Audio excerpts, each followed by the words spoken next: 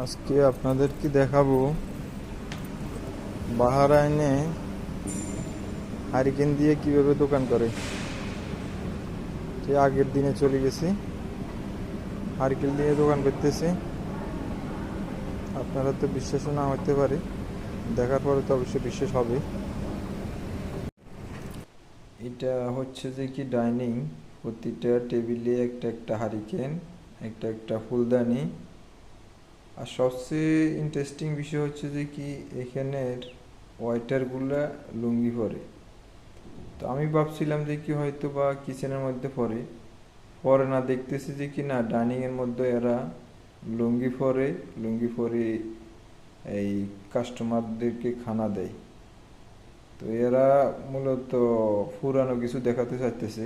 তো আমার কাছে মানে অনেক দেশের ফিল হয়েছে আর কি।